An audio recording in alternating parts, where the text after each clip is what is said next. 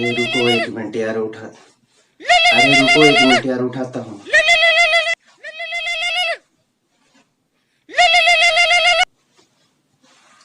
Hello hello hello hello. क्या कहा, आवाज नहीं आ रही? एक मिनट, नेटवर्क की प्रॉब्लम होगी, अभी सही करता हूँ।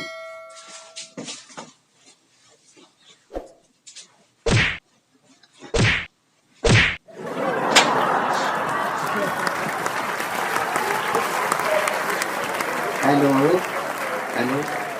क्या कहा, अभी भी नहीं आ रही? रुको, थोड़ा और देखता हूँ।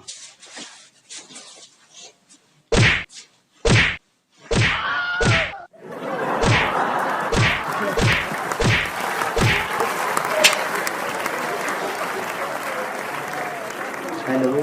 हाँ अब आ गई। हाँ, क्या कहा? भैंस घास नहीं खा रही, कुत्ते को उल्टी लगी है, बछड़े को जुलाने लगी है।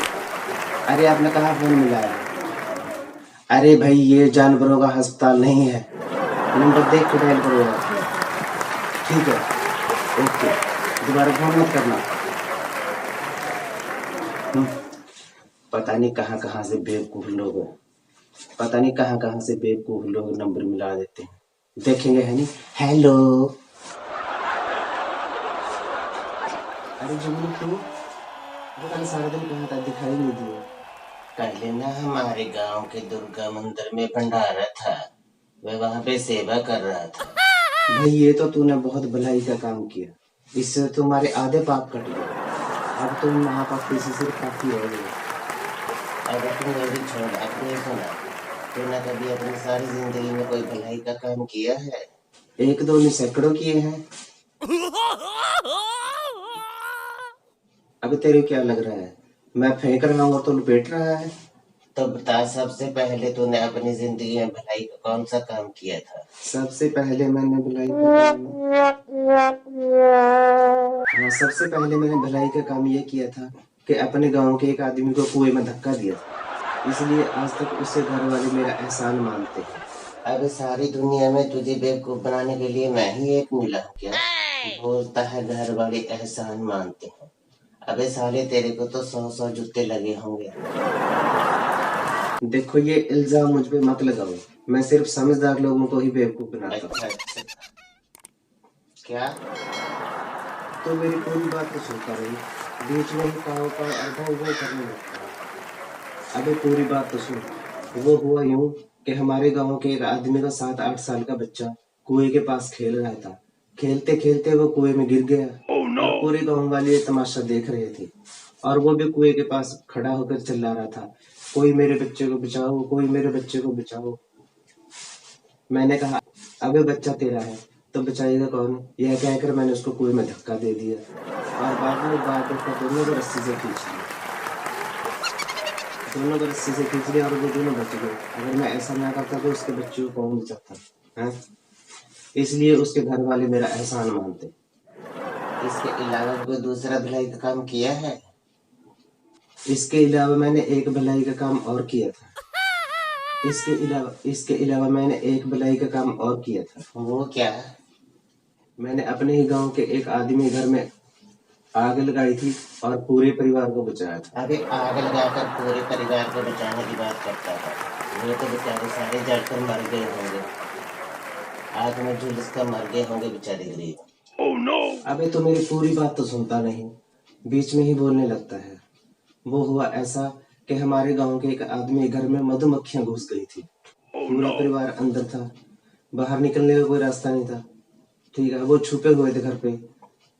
तो मैंने देखा कोई उनको बचा नहीं रहा, तो मैं गया, मैंने इधर उधर से घास फूस इकट्ठा किया, नीम के पत्ते लिए, उसमें आग लगाकर धुआं कर दिया, वो सारी मधुमक्खियां भाग गई और ऐसे मैंने इसके पूरे परिवार को बचाया। पूरी बात तो सुनेगा नहीं। अगर मैं ऐसा ना करता तो वो सारी मधुमक्खियां उसके पूरे परिवार को काट लेती, फिर भगवान ही जाने क्या होता। इसके अलावा मैंने एक भलाई का काम और किया था जिसे सुनकर तो हैरान हो जाएगा। वो क्या है? मैंने एक बार अपने गांव में तूफान को आने से रोका था। अब फिर वही बात, अब मैं फेंक रहा हूँ। पूरी बात तो सुन। हाँ ये सच है, मैंने अपने गांव में तूफान को आने से रोका था और वो तूफान बहुत ही बुरा था। अगर वो हमारे गांव में आ जाता तो पता नहीं क्या तबाही मचाता। भाई ये तो कमाल की बात है। इसके लिए तो तुम्हें बहुत सारी पूजा प्रार्थना करनी पड़ी होगी। अभी पूजा पाठ कुछ नहीं, बस एक फोन से ही काम हो गया था। अरे फोन से?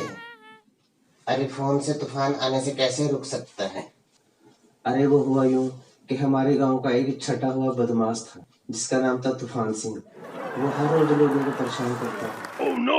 लड़ाई झगड़ा मारपीट यही उसका सारा दिन का काम था। तो लोगों ने उसे एक बार पीट पीट कर अपने गांव से दूर भगा दिया और वो दिल्ली में जाके रहने लग गया। उसको एक दिन पता नहीं कैसे मेरा नंबर मिल गया और वो बोला, हाँ भाई गांव में हालात कैसे हैं, क्या मैं वापस आ जाऊं? अब तो नहीं गांव वाले मेरे को मारेंगे। मैंने बोला वहीं रहो यार, गांव में आने की जरूरत नहीं है। गांव वाले आज तक तुमको गालियां देते हैं, अगर तुम फिर दोबारा आओगे तो फिर मार खाओगे। ऐसे ही मैंने अपने गांव में तूफान को आने से एक फोन से ही रोक दिया। इसके अलावा कोई दूसरा भलाई का काम किया है? इसके अलावा मैंने एक भलाई का काम और किया। वो क्या? हमारे गांव के ही एक आदमी पर बिजली गिर गई थी, मैंने उसकी जान बचाई थी। वो कैसे? वो हुआ यूं कि हमारे गांव के एक पंडित कीमती लाल की बेटी की शादी थी और कीमती लाल और उसकी पत्नी शादी से 20-25 दिन पहले शहर जा रहे थे, वही गहने लत्ते कपड़े वगैरह खरीदने के लिए अपनी बेटी की शादी के लिए। तो शहर में जा रहे थे, रास्ते में बारिश का मौसम था, रास्ता कीचड़ से भरा पड़ा था। तुमको तो पता ही है गाँव के रास्ते कैसे होती है, सड़क कैसी होती है। तो मोटरसाइकिल पे जा रहे थे वो फिसल के गिर गए। उसकी जो घरवाली थी उसका नाम था बिजली देवी और वो पंडित के ऊपर गिर गई। बहुत मोटी और भारी थी। तो मैंने 5-6 बंदों को लिया और उसकी पत्नी को उसके ऊपर से उठाया। ऐसे ही मैंने अपने गांव के एक पंडित कीमती लाल की जान बचाई। अगर मैं उसकी पत्नी बिजली को उसके ऊपर से ना उठाता तो शायद वो पंडित कीमती लाल जी आज स्वर्ग लोक में होते। इसके अलावा मैंने एक भलाई का काम और किया था। वो क्या? मैंने अपने पूरे गांव को डाकुओं से बचाया था। वो हुआ ऐसा कि हमारे गांव में डाकुओं ने हमला कर दिया। हमारे गांव के सभी लोग डर डर के अपने घरों में छुप गए। कोई बाहर नहीं आ रहा था। तो मैंने क्या किया, मैं अपनी छत पे गया और वहां पे बहुत सारे ईंट पत्थर रखे हुए थे। मैंने उठा के उनको डाकुओं पे मारे और वो तभी भाग गए। अच्छा, अरे भाई ये तो कमाल हो गया। तुमको एक भी गोली नहीं लगी? अबे गोली कैसे लगती, उनके पास तो बंदूकें ही नहीं थी। इसके अलावा मैंने एक भलाई का काम और किया था, पता तेरे को? हमारे गांव में एक बार बाढ़ आ गई थी। oh, no! पूरा गांव पानी से भरा हुआ था। तो मैंने पता क्या किया, मैंने एक फूंक मारी और सारे पानी को वापस भेज दिया। यह कमाल है, तो एक बहुत बड़ा जादूगर भी है। अब इसमें जादूगर ही क्या होता है? सपने में तो कोई भी ऐसा कर सकता है।